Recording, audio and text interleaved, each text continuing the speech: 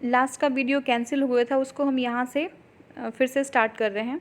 तो देखिए जो थर्ड हमारे पास क्वेश्चन है, एक सेकेंड में पेन ले लेती हूँ।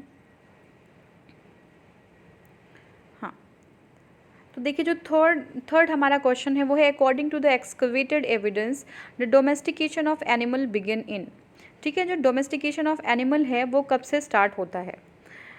तो ऑप्शन जो हमारा है वो lower Palaeolithic period, middle Palaeolithic period, अपर पैलियोलिथिक पीरियड और मीजोलिथिक पीरियड। तो देखिए डोमेस्टिकेशन मतलब होता है कि एनिमल्स को, जानवरों को कब से हम पालतू बनाना शुरू कर देते हैं, वो कौन सा टाइम होता है।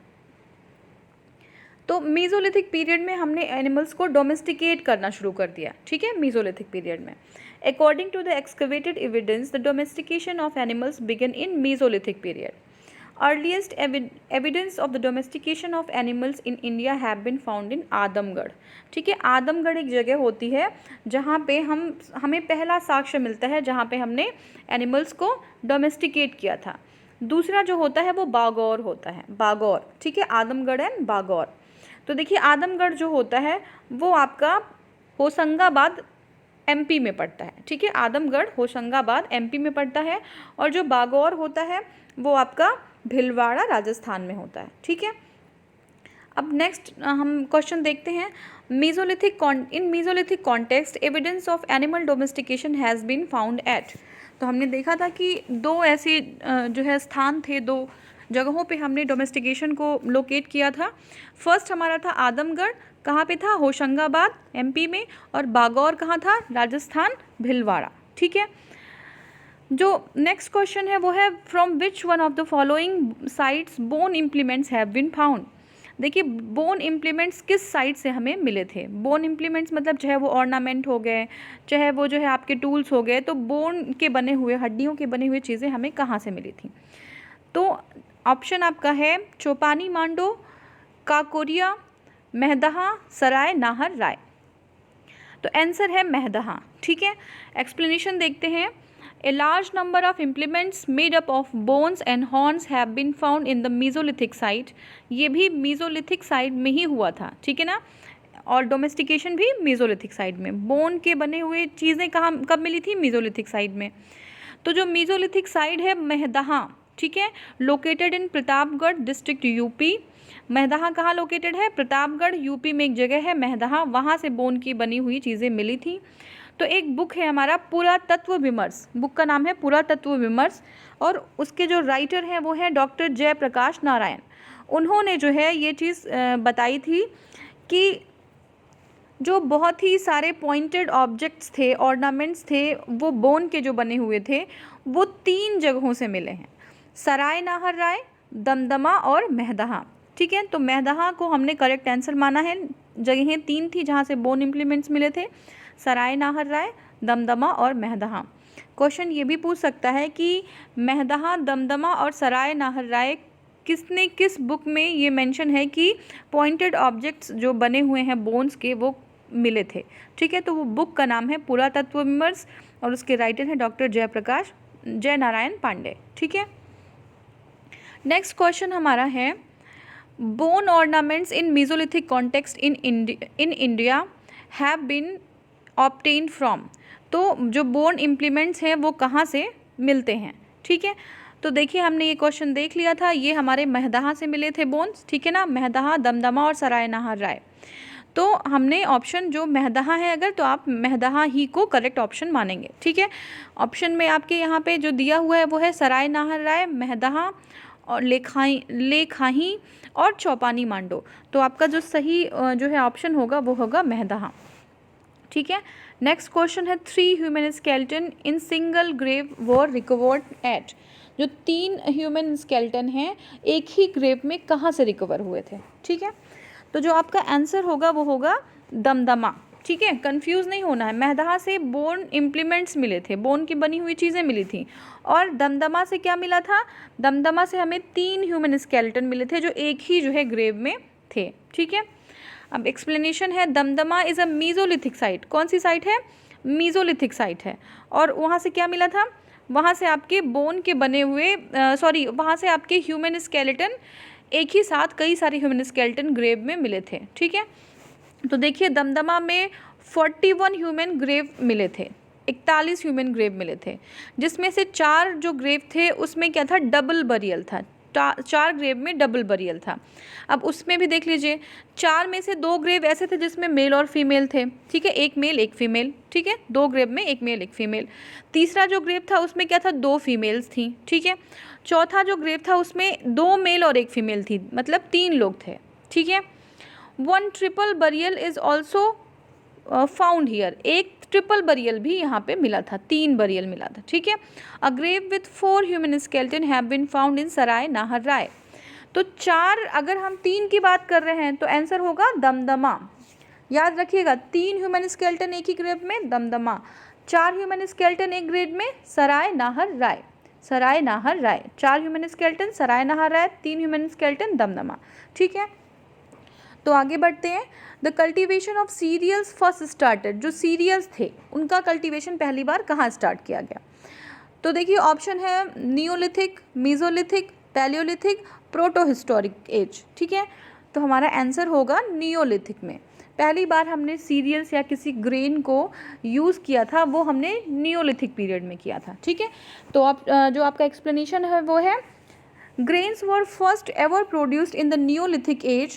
It was time when people were introduced to agriculture. पहली बार नियोलिथिक टाइम में, नियोलिथिक एज में एग्रीकल्चर से ह्यूमन बीइंग इंट्रोड्यूस हुआ था, ठीक है। Koldihwa and Mehrgarh were the 2 neolithic site, और 2 नियोलिथिक हमारी जो साइट है वो कोलडिहवा और मेहरगढ़ है, कोलडिहवा और मेहरगढ़ है, ठीक है। अगर आप चाहिए तो इसको नोट करते हुए चलिए, एकदम शॉर्ट पॉइंट में इसको लिखते हुए चलिए, कैसे कि जो हमारे नियोलिथिक साइट है मेहरगढ़ और कोलडिहवा, वहाँ पे जो है वहाँ से हमें सीरियल्स के पहले एविडेंस मिले हैं, ठीक है। 2 नियोलिथिक विलेजेस हमारे कोलडिहवा और मेहरगढ़ हैं, ठीक है, जहाँ से क्या है, from where the clear evidence of rice and wheat have been found, rice और वीट के एविडेंस यहाँ से हमें मिले हैं, ठीक है। नेक्स्ट क्वेश्चन है, हम देखते हैं, हाँ ठीक है। देखिए earliest evidence of man in India is found, जो अर्लीस्ट एविडेंस है ह्यूमन का, मैन का, वो इंडिया में कहाँ से मिला था? तो वो हमें नर्मदा वैली से मिला था, ठीक है। ऑप्शन हमारा है Nilgiri hills, Shivalik hills, Nallamala hills और नर्मदा हिल्स। तो सही आंसर है जो हमारा पहला अर्लीस्ट एविडेंस ऑफ मैन है वो है Narmada hills. In India, the earliest evidence of man was found in the western Narmada region of Madhya Pradesh. It was discovered in 1982. 1982 में इसको डिस्कवर किया गया, ठीक है। अब देखिए फर्स्ट सीरियल हमने देखा था कि पुराने वाले में हमने क्या देखा था कि पहले जो एविडेंस थे, पहला एविडेंस जहाँ पे सीरियल्स का यूज़ हुआ था वो नियोलिथिक टाइम था, जो हमने एग्रीकल्चर से हमने अपने आप को इंट्रोड्यूस किया था, ठीक है। उसकी 2 साइड्स थी, कौन सी साइड्स थी अभी जस्ट हमने देखा, आप बताइए। अब देखिए जो पहला सीरियल कौन सा था, पहला ऐसा कौन सा ग्रेन था जो हमने यूज़ किया, ठीक है। तो हमने बार्ले पहली बार यूज़ किया था, जौ का यूज़ हमने पहली बार किया था। ऑप्शन है वीट, राइस, बार्ले एंड सोरघम। तो देखिए barley is widely accepted as the first cereal to have been cultivated by the human around 8000 BC. 8000 BC के आसपास हमने बार्ले को पहली बार यूज़ किया था। Rice and wheat is considered to have been cultivated later, rice और wheat barley के बाद जो है कल्टिवेट हुआ। However the excavation carried out at Lahuradewa Sant Nagar, जो संत कबीर नगर है यूपी में, वहाँ पे एक जगह है लोहरा देव, ठीक है ना। Between 2001 to 2006 reported the evidence of the human activity and beginning of rice cultivation between 9000 to 8000 BC. तो देखिए जो राइस का कल्टीवेशन था वो 9000 to 8000 BC जो है लोहरा देव में, संत कबीर नगर में, हमें जो है रिसर्च से पता चला कि राइस का कल्टीवेशन लोहरा देव में हुआ था, और वो कब हुआ था, 9000 से 8000 BC में हुआ, ठीक है। Besides Mehergarh, Baluchistan, now in Pakistan, which is the Neolithic settlement attributed to 7000 BC, also has the evidence of rice. तो एक तो हमने लोहरा देव को देखा, दूसरा हमारा है मेहरगढ़। मेहरगढ़ में भी राइस का एविडेंस हमें मिला है, लोहरा देव में भी हमें राइस का एविडेंस मिला है। मेहरगढ़ का टाइम जो है 7000 BC का है और लोहरागढ़ का टाइम है 8000 to 9000 BC, 9000 to 8000 BC, ठीक है। तो अब अगर ऑप्शन में आता है तो आप राइस के अगर परिप्रेक्ष्य में कोई क्वेश्चन होता है तो आप लहुरा देव को सही टिक करोगे। और ये क्वेश्चन है भी, देखिए एक minute. The earliest evidence of agriculture in in Indian सब कॉन्टिनेंट कम्स फ्रॉम, सबसे पहला एविडेंस किसका, एग्रीकल्चर का जो मिलता है हमें, वो कहाँ से मिलता है। ठीक है, तो जो ऑप्शन है हमारा, ऑप्शन है कोलडिहवा, जस्ट अ सेकेंड, हाँ, कोलडिहवा, लहुरा देव, मेहरगढ़ और कोटवा। ठीक है, तो सही उत्तर होगा हमारा लहुरा देव। हमने जस्ट अभी देखा संत कबीर नगर एक जगह है यूपी में, ईस्टर्न यूपी में, वहाँ से हमें राइस का 9000 to 8000 BC में हमें राइस का मिला था वहाँ पे एविडेंस। ठीक है, अब देखते हैं जो एक्सप्लेनेशन, एक बार ऑप्शन भी देख लेते हैं। ऑप्शन में था कोलडिहवा, लहुरा देव, मेहरगढ़ और कोटवा। ठीक है, लेकिन सही उत्तर हमारा क्या होगा, लहुरा देव होगा। अब एक्सप्लेनेशन है, according to the latest research the earliest evidence of agriculture in Indian subcontinent has been reported at Lahura Dev site in Sant Kabir Nagar district, Uttar Pradesh. The evidence of human activity and beginning of rice cultivation at this site dated back to 9000 to 8000 BC. Significantly before this research, the earliest evidence of wheat was found at Mehergarh. अब अगर इसके पहले अगर हम कोई research, जो ये हमारा रिसर्च हुआ उसके पहले अगर हम देखें तो ये आपका वीट जो है, ठीक है ना, वीट जो है मेहरगढ़ से हमें प्राप्त हुआ था। मेहरगढ़ कहाँ पे है, बलूचिस्तान। ठीक है ना, अब देखिए, earliest evidence of rice is known to be near bank of river Belan district Allahabad. इसके पहले जो अर्लीस्ट एविडेंस ऑफ राइस था वो हम बेलन रिवर को हम समझते थे इलाहाबाद के पास, from where rice brand has was found dating 6500 BC. With above reference, if Lahura Dev is in option, it will be the correct answer. But if Lahura Dev is not in the option, the Mehergarh will be the right answer. ठीक है ना, अगर लहुरा देव option में होता है तब तो बहुत अच्छी बात है, लहुरा देव को हम टिक करेंगे। लेकिन अगर लहुरा देव ऑप्शन में नहीं होता है तो क्या करेंगे हम जो है मेहरगढ़ को ही टिक कर देंगे। ठीक है, अब नेक्स्ट क्वेश्चन है, name the site which has revealed the earliest evidence of settled life. Settled life मतलब क्या होता है कि एक तो होता है कि लोग खाना बदोश की ज़िंदगी जो है बिता रहे हैं, ठीक है, एक में सेटल्ड लाइफ होता है जब इंसान एक जगह टिक कर जीना शुरू कर देता है। तो सेटल्ड लाइफ हमें मेहरगढ़ से मिली थी। ऑप्शन में क्या है, धोलावीरा, गुल मोहम्मद, कालीबंगन और मेहरगढ़, तो आंसर होगा मेहरगढ़। देखिए एक्सप्लेनेशन है, among the given option the earliest evidence of the settled life found at Mehrgarh located इन कच्ची प्लेन ऑफ बलूचिस्तान। तो कांची का जो बलूचिस्तान का प्लेन है वहाँ पे मेहरगढ़ एक जगह है, वहीं पे जो है सेटल्ड लाइफ पहली बार 7000 BC में देखी गई।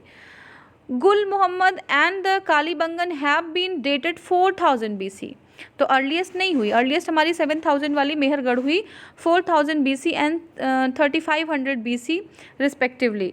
धोलावीरा को देखते हैं तो ये हड़प्पन साइट है, ठीक है, तो ये तो बहुत उसके नई साइट हो गई अभी ना, अगर हम पुराने से कंपेयर करें तो जब से जो सबसे पहला जो है सेटलमेंट का एविडेंस पूछ रहा है, ठीक है, तो हमारा देखिए, name the site which has revealed the earliest evidence of settled life. ठीक है, तो हमारा आंसर होगा मेहरगढ़, बिल्कुल ध्यान होना चाहिए मेहरगढ़।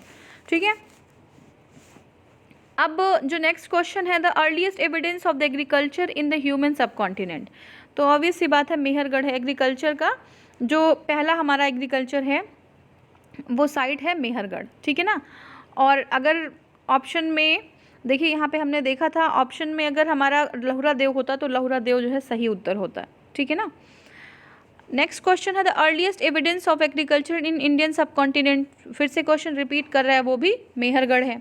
विच one of the following period is known as the chalcolithic age. ठीक है ना, अब देखो चैल्कोलिथिक एज हम किसको कहते हैं, तो हमारा देखिए ऑप्शन जो है चैल्कोलिथिक एज के लिए वो है ओल्ड स्टोन एज। बिल्कुल नहीं, ओल्ड स्टोन, ये तो स्टोन की बात कर रहा है। न्यू स्टोन एज, स्टोन वाला कोई भी नहीं होगा, आयरन को हम कहते नहीं हैं चैल्कोलिथिक। तो चैल्कोलिथिक जो एज होता है वो कॉपर एज होता है। ठीक है, copper is also known as the chalcolithic age, the age in which the instruments of copper use, जो कॉपर की जो यूज़ हुआ था इंस्ट्रूमेंट्स के लिए वो स्टार्ट हो गया था। In addition to the stone is called as the copper age. तो देखिए कॉपर के इंस्ट्रूमेंट्स तो बन ही रहे थे, साथ में जो बोन्स थे उनके भी इंस्ट्रूमेंट्स बनने बिल्कुल बंद नहीं हो गए थे, ठीक है ना। ट्रांजिशन पीरियड था, बोन के इंस्ट्रूमेंट्स भी बन रहे थे और कॉपर के भी बन रहे थे। 16th क्वेश्चन है, the cultural remains from the Stone Age to Harappan civilization have been obtained from which one of the following ancient site? जो कल्चरल रिमेन्स हैं वो स्टोन एज से लेके हरप्पन सिविलाइजेशन तक के जो कल्चरल रिमेन्स हैं, जो चीज़ें बची खुची मिली थी, वो कौन सी साइट पे मिली? तो देखिए अमीरी है एक, फर्स्ट है मेहरगढ़, सेकेंड सी है हमारा कोट डीजी और डी है कालीबंगन, ठीक है ना। तो आंसर हमारा जो करेक्ट आंसर है वो है मेहरगढ़, ठीक है। The cultural remains from the stone age to Harappan civilization have been obtain from the Mehrgarh located in Baluchistan Pakistan, ठीक है। नेक्स्ट क्वेश्चन है, Navdatoli was excavated by, ठीक है। तो नवदा टोली को किसने जो है एक्सकवेट किया था, ठीक है। अब देखते हैं, जो ऑप्शन है हमारा वो है केडी वाजपेयी, बी है वीएस वालंकर, सी है एचडी संकलिया, डी है मार्टिन व्हीलर, ठीक है। तो देखिए Navdatoli has revealed excellent evidence of the both rounded and rectangular residential structure. तो नवदा टोली में कैसे घर थे, राउंडेड भी थे और रेक्टेंगुलर भी थे, ठीक है। तो दोनों तरीके के जो घर थे वो उस तरीके से वहाँ पे मिले, ठीक है। Which are located near Indore. तो नवदा टोली कहाँ पे है, इंदौर में, ठीक है। The former measure about 3 metre in diameter and the latter 2 × 2.2। तो ये एग्जाम में नहीं आएगा कि कौन सा जो है किसका डायमीटर क्या था, इसको हमें ध्यान नहीं देना है। जो चीज़ें एग्ज़ाम के लिए इंपॉर्टेंट है हमें उसी पर फोकस लेके चलना है, क्योंकि अगर डाटा बहुत ज़्यादा कलेक्ट हो जाएगा तो भी हम रिटेन उतना ज़्यादा करने में बहुत टाइम लगेगा हमें, तो हमारे पास टाइम कम है और हमें चीज़ों को रिवाइज करते हुए चलना है, ठीक है। Roof were probably made of hay मतलब क्या होता है, वो जो आपकी घास फूस टाइप की जो चीज़ें होती हैं उससे जो है उनके रूफ बने हुए थे। Branches and leaves were supported on the massive wooden parts. तो ये चीज़ें हम ध्यान नहीं रखेंगे, इसको हमारे लिए इम्पॉर्टेंट नहीं है कि किस चीज़ें की बनी हुई थी। Huts were provided with 1 or 2 mouth chulhas as well as the storage jars and other earthen vessels, ठीक है। जो उनके जो हट्स थे वहाँ पे क्या था, 2 माउथ, या तो 1 माउथ का चूल्हा ऐसे होता है या फिर 2 माउथ वाला चूल्हा, यानी कि यहाँ पे 2 जगह खाना पका सकते हैं, ठीक है। तो 2 माउथ वाला चूल्हा या और स्टोरेज जार्स, कोई भी जो है स्टोर करने के लिए जार्स भी वहाँ पे मिले हुए थे। एंड अदर अर्दन वेसल्स, मिट्टी के बने हुए और बहुत सारे वेसल्स जो है वहाँ पे मिले थे, ठीक है। तो ये हमारा हो गया। नेक्स्ट को अब इसी में एक एक्सप्लेनेशन और है। देखिए ये साइट जो है ये एक्सकवेट किया गया था एचडी सांकलिया के द्वारा, ठीक है ना। तो कौन सा साइट है ये, नवदा टोली। नवदा टोली कहाँ पे है, इंदौर में है। इंदौर में और क्या चीज़ें मिलती, यहाँ पे राउंडर और रेक्टेंगुलर हाउसेज मिले थे। ये इंपॉर्टेंट है कि नवदा टोली से राउंडेड और रेक्टेंगुलर हाउसेज मिले थे। नवदा टोली को एक्सकवेट किसने किया था, ये किए थे एचडी सांकलिया।